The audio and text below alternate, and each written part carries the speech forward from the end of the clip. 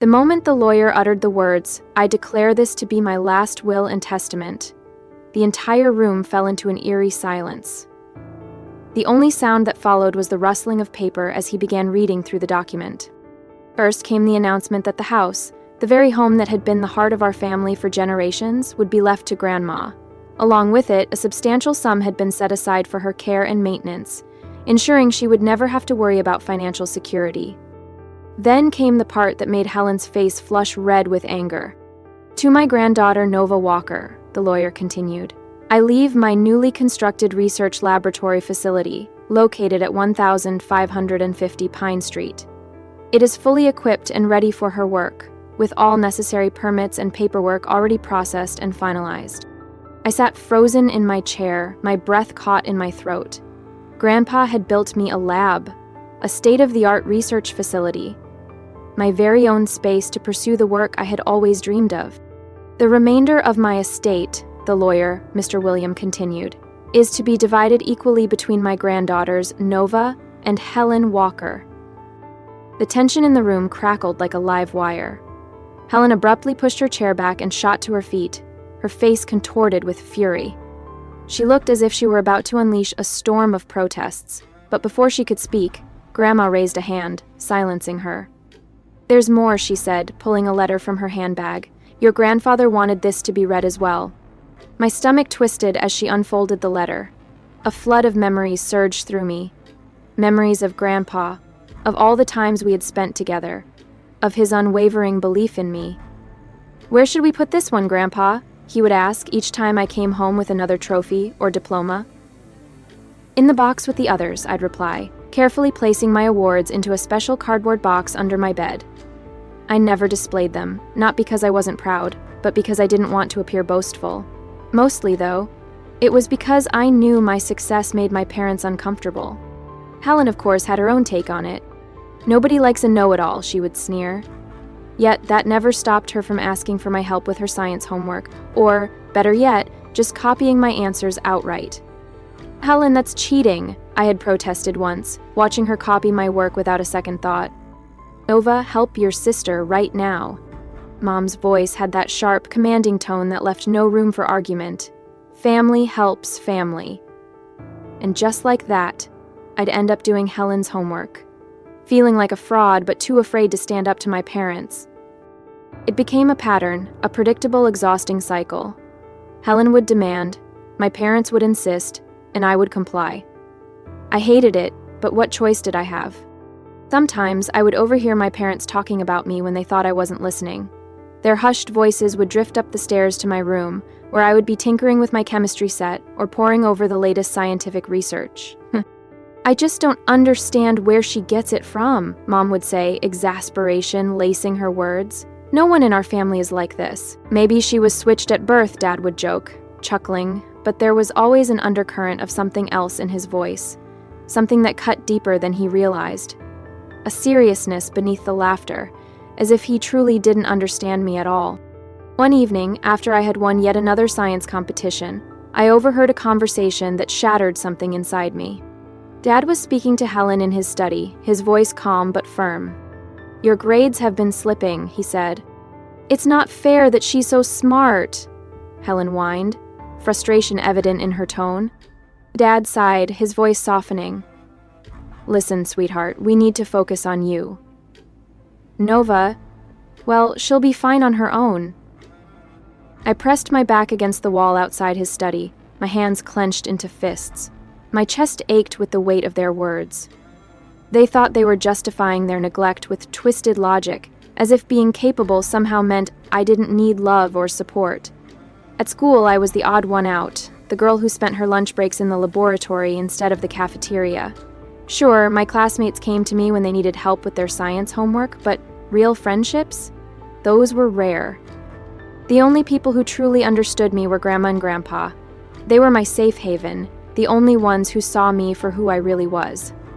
"Look what I found for you," Grandpa would say, his eyes twinkling as he placed a stack of scientific journals or a new piece of equipment in front of me.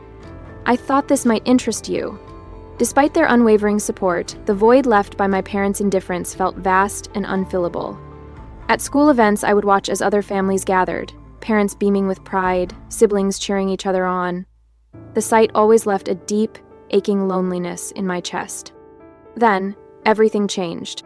At 16, I had completed all my high school requirements and earned a full scholarship to one of the top universities in the country.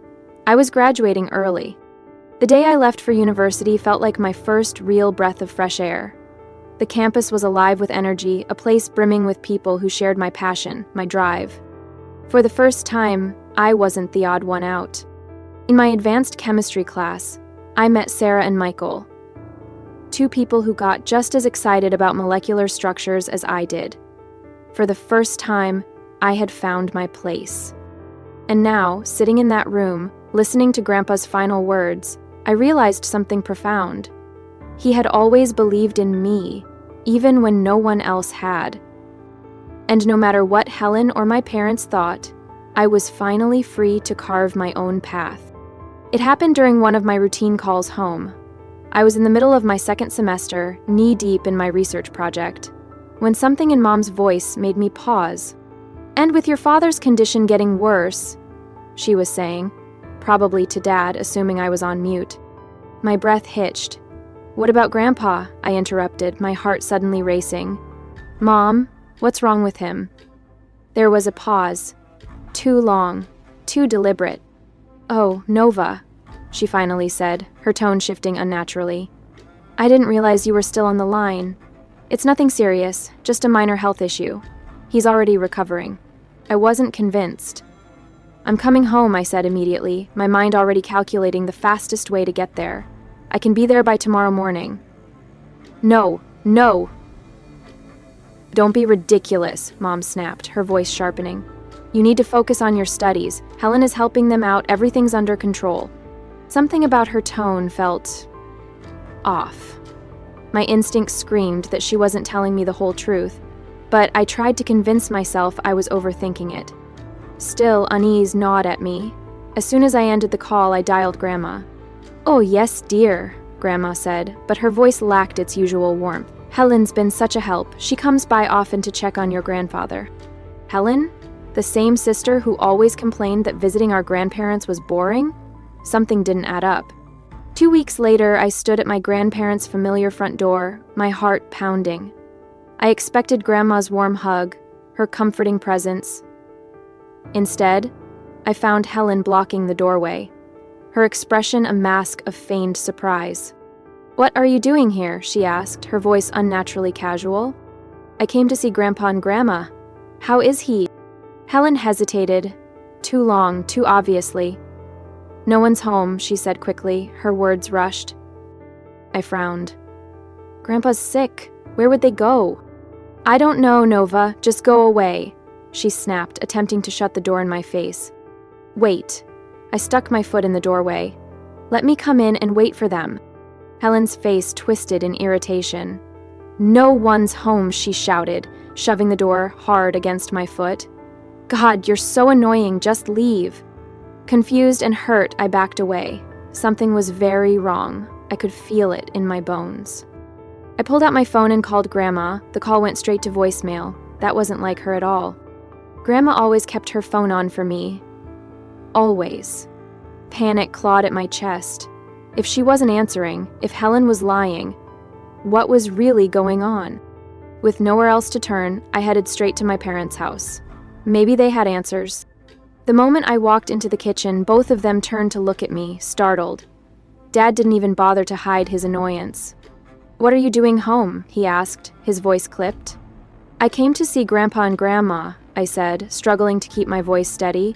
"They weren't home. Helen wouldn't let me in." Mom and Dad exchanged a glance, quick, loaded with unspoken words. "Oh, honey," Mom started, her voice forced into a lightness that didn't match her expression. "We were going to tell you. Your grandparents are in a nursing home?" The world tilted beneath my feet. "What?" I whispered, barely able to process the words.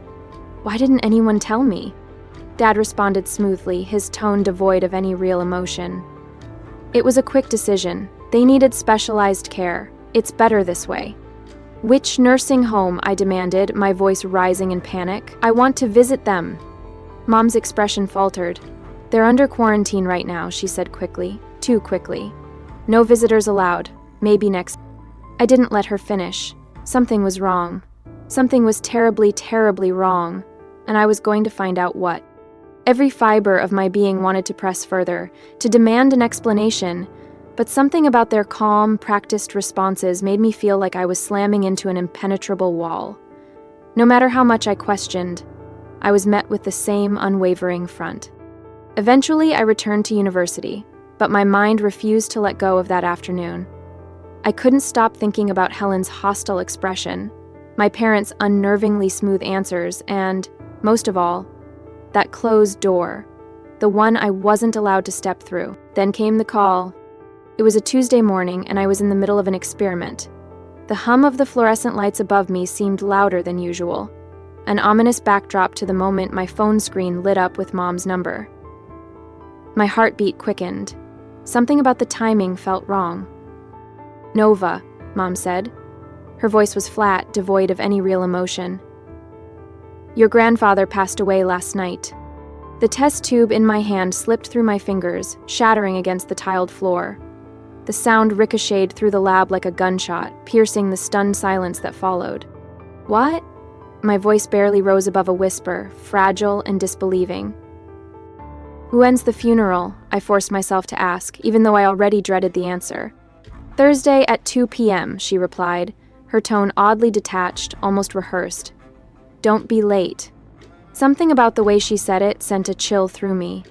But grief clouded my thoughts, making it impossible to process the unease simmering beneath the surface. I didn't bother cleaning up the broken glass. I just turned and left, my mind spinning. Grandpa was gone. The one person who had believed in me, supported me, encouraged me at every step. Gone. And I hadn't even had the chance to say goodbye. Memories of him flooded my mind throughout the long journey home. I held back tears as I thought of his warm smile, his gentle voice, the way his eyes would light up whenever I talked about my experiments. I could still hear him saying, "Tell me all about it, Nova. I want to hear everything." At 1:30 p.m. on Thursday, I made my way to the church, dressed in black, my heart heavy with sorrow. But as I pulled into the parking lot, a sickening sense of wrongness settled over me. The lot was empty. Confusion churned in my gut as I hurried inside, my footsteps echoing in the eerily silent building. Dread coiled in my stomach with every step toward the entrance. Inside, a custodian was mopping the floor, the sharp scent of cleaning products filling the air. "The Walker funeral?" I asked, my voice trembling. He looked up, his brow furrowed. "That ended hours ago. They held it at 10 a.m. It felt like the ground had been ripped out from under me. My knees nearly buckled as I grasped onto a nearby pew for support. My mind reeled, scrambling for an explanation, but there was only one. They had lied to me. Deliberately. With shaking hands, I yanked my phone out of my pocket and called my parents. "Oh, Nova," Mom answered after a few rings, her voice dripping with false disappointment. "You must have mixed up the times. We clearly said 10 a.m. "No!" My voice came out steadier than I felt. My hand trembled so badly I could barely grip the phone. "You said 2 p.m. I wrote it down. I know what you said." Dad's voice cut in, smooth and measured. "Your grandmother is still in the nursing home, and she doesn't want to see you right now. She's very upset that you missed the funeral." His words sliced through me like a blade. My throat tightened. But I couldn't even form the words. Couldn't breathe around the suffocating weight of their betrayal. Shaken and desperate for answers, I told them I was heading back to university, but my feet had other plans. Without even realizing it, I found myself driving toward my grandparents' house instead. I needed to see it, to prove something to myself, to find some piece of the truth they were keeping from me. The familiar street looked exactly the same. The old oak tree still stretched its branches toward the sky. The neatly tended garden remained untouched. The wind chimes Grandma had loved so much swayed in the breeze, their gentle tinkling sound a cruel contrast to the turmoil raging inside me. My hands trembled as I rang the doorbell, my heart pounding against my ribs. For a moment, nothing happened. Then, the door opened, and there she was. Grandma. Not in a nursing home, not tucked away somewhere, unable to see me, standing right in front of me. Relief surged through me as I stepped forward to embrace her, but before I could, she moved back. The look in her eyes stopped me cold. Her face was hard, unfamiliar, like she was staring at a stranger. "Grandma," I whispered, but the word felt hollow, meaningless in the face of the distance between us. I didn't know how to process the coldness in her gaze, the sharpness in her posture. This wasn't the woman who had once been my safe haven, who had held my hands and listened to my endless questions with patience and love. I had always been different, captivated by the world around me in ways my family never understood. Even as a child, while Helen played with dolls and dreamed of being a princess, I was collecting leaves, rocks, anything I could examine under a tiny magnifying lens I had found in a cereal box. I was always asking questions my parents didn't have time to answer. "Mom, why do leaves change color and fall?" I had once asked. But no one ever had the patience for my curiosity. Except Grandpa. And now he was gone. And something was terribly, terribly wrong. Holding up a bright red maple leaf, I asked, "Mom, why do leaves change color and fall?" Mom barely spared me a glance. "Ask your teacher, Nova. I'm busy helping Helen with her dance costume." This was my childhood.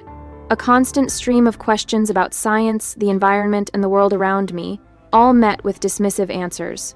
My curiosity was an inconvenience, something to be brushed aside in favor of Helen's activities. I still remember the day I was 7, sitting at the kitchen table, a collection of household objects spread out in front of me.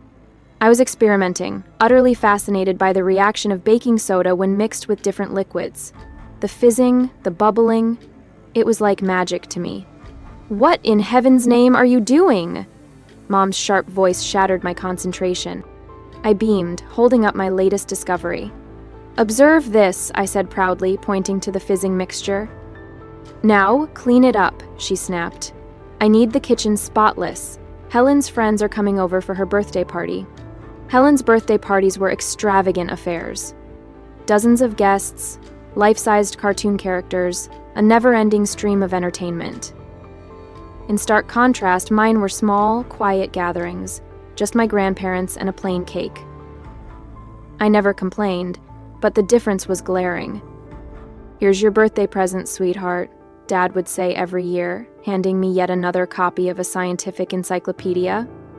And while I genuinely loved those books, it was impossible to ignore the mountain of toys and gadgets Helen unwrapped at her celebrations. Even then, I understood where my parents' true focus lay. Now, standing in front of my grandmother, her cold stare cutting through me, it felt like my family had finally and completely turned their backs on me. I'll always be grateful for my dad's parents. My grandparents were my haven, the one place where I felt truly understood. Every weekend, every school vacation, they welcomed me with open arms. "Tell me more about what you've learned this week, little scientist," Grandpa would say, his eyes lighting up as I excitedly shared my latest discoveries. His genuine enthusiasm made me feel seen, valued, special. Helen never came with me to visit them. "They're so boring," she'd complain. "Besides, Mom and Dad are taking me to the new theme park this weekend." I'd watch from the window as they drove off without me, my chest tightening with a mix of hurt and jealousy. "Why can't I go too?" I asked once, desperate to be included. Mom barely glanced at me, rubbing my head absent-mindedly. "Oh, honey, it wouldn't be fun for you. You'd probably just want to learn how the rides work." That's how it always was. I didn't fit the mold of what they wanted in a daughter. I was the one who asked too many questions, who preferred microscopes to makeup, while Helen was their perfect child. Normal, conventional, easy. Everything changed when I started middle school. The first person outside of my grandparents to truly see me for who I was turned out to be my science teacher, Mrs. Peterson. "Mr. and Mrs. Walker, your daughter has extraordinary potential," she said during a parent-teacher meeting. I sat just outside the classroom, but I could hear every word. "I've never seen a student grasp difficult scientific concepts so naturally. We should consider moving Nova into the gifted program." I recognized the tone of disapproval in Mom's voice instantly. "That sounds like a lot of work," she said flatly. She's doing fine where she is. Besides, we have to think about Helen. Nova shouldn't get preferential treatment. My heart sank. I knew what was coming. They were going to say no. They always did when it came to me. But then Grandma found out. The very next day, she stormed into my school, like a general preparing for battle. She stood in the principal's office, her voice unwavering and sharp. "My granddaughter will take those exams and be given every opportunity she deserves," Grandma said firmly. "I don't care what her parents think." The principal hesitated. "But Mrs. Walker, we need parental consent." Grandma's expression hardened. "My son and his wife will be under my care," she said coldly. "You just make sure Nova gets her chance." And somehow she made it happen. After a week of heated arguments, and, I suspect, some financial persuasion from my grandparents, my parents reluctantly agreed to let me take the placement tests. I excelled in every single one of them. Suddenly, my world opened up in ways I had never imagined. The gifted program introduced me to international science competitions, academic Olympiads, and research seminars. For the first time, I was surrounded by people who thought like me, who got excited about the same things I did. It felt like coming home. My first international competition project focused on sustainable ecosystems. I won. Then I won another, and another. I threw myself into the work, fueled by a passion that had always burned inside me, but had finally found a place to shine. That moment around Grandma's dining table will stay with me forever. She stood there, Grandpa's letter in her hands, her voice strong and steady. "To my son and daughter-in-law," she began, her tone unyielding. "Your treatment of Nova has not gone unnoticed." Grandma's voice was steady, unwavering as she read aloud. "Your treatment of one of your daughters has been shameful. Each child deserves equal love and support, yet favoritism has poisoned this family." "Stop," Helen shrieked, jumping to her feet. "This is ridiculous. Why should she get anything?" Her outburst sent a shockwave through the room. She turned on our parents, her voice shrill, raw with anger and betrayal. "You promised. You said if I played nice, if I visited him and acted like the perfect granddaughter, everything would be mine. You made me grovel to a dying man." Her words hit like a slap, exposing the ugly truth of their manipulation. Helen wasn't mourning Grandpa. She was furious that her performance hadn't earned her the reward she expected. "And now what?" she continued, her voice rising in a hysterical crescendo. "Little Miss Perfect gets a whole laboratory and I only get half the money? No! Give me the house. She doesn't need both. She can keep her stupid lab." I sat in silence, watching as my sister's carefully constructed mask cracked, revealing her true colors. The perfect daughter act was gone, and all that remained was entitlement and anger.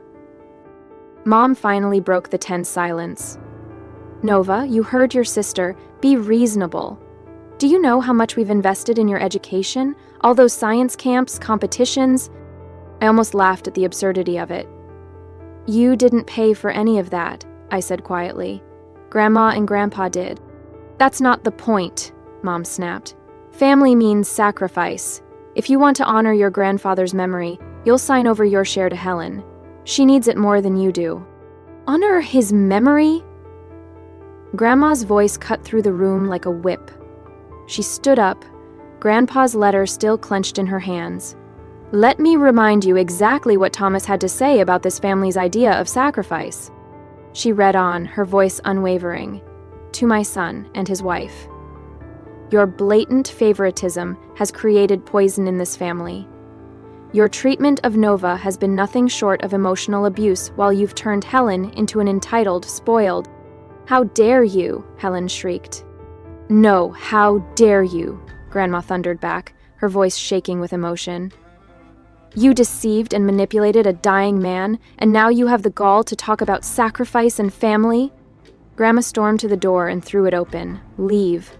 All of you. I'm only sorry Tomas left you anything at all. Helen, you are nothing but a pampered, self-centered daughter who learned her behavior from her pampered, self-centered parents." The slamming of the door echoed through the house, followed by shouted threats as they left. And then, silence. Eerie, profound silence. That was 5 years ago. Now, the research facility Grandpa built for me is my home. It is more than I ever dreamed of, and sometimes, when I'm working late into the night, I swear I can feel his presence. Proud, loving, always encouraging. Grandma visits often. Her curiosity is as sharp as ever.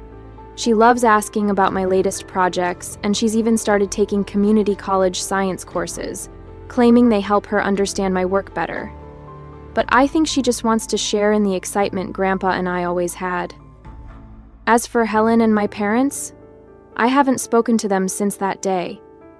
Occasionally I see their names pop up on my phone or in my email inbox, but I delete the messages without reading them. They made their choice, and I made mine. The other day, while organizing Grandpa's old books, I found a photo tucked between the pages. It was of me as a child, peering through a magnifying lens in his backyard, while he pointed something out with a proud smile. On the back, he had written, "My little scientist will change the world someday." I keep that photo on my desk now. It reminds me that family isn't always about blood. It's about the people who believe in you, who love you for who you are, and who celebrate your differences instead of trying to change them. Looking back on everything that happened, I have come to understand some powerful truths. Truths I want to share with you, whoever you may be, listening to my story. First and foremost, family is not defined by blood alone. It is defined by love, by the people who see you, believe in you, and support you unconditionally. It took me years of heartache, of yearning for approval from those who never truly saw me, to realize that the ones who stood by me, Grandma and Grandpa, were my real family. Secondly, never let anyone make you feel guilty for your success. If you have a passion, if you have a talent that sets you apart, embrace it. Do not shrink yourself to make others comfortable. My parents and Helen tried to diminish me, to convince me that my achievements were burdensome, that my love for science was something to be resented rather than celebrated. But Grandpa knew the truth. He saw my potential when no one else did, and he nurtured it. And that is why I urge you. Find your people. Find those who lift you up instead of tearing you down. Do not waste your energy trying to gain the approval of those who refuse to see your worth. Another lesson I have learned is that entitlement and privilege do not equate to true success or fulfillment. Helen believed she was owed everything simply for existing, simply because she was the preferred child. But when things did not go her way, when she was forced to face the reality of her own mediocrity, her carefully constructed mask shattered. That was not strength. Strength is built from perseverance, from working hard despite the odds, from believing in yourself even when no one else does. Lastly, I want you to know that it is okay to walk away from toxicity. It is okay to remove people from your life who do not respect or value you, even if they are family. Some wounds do not heal with time.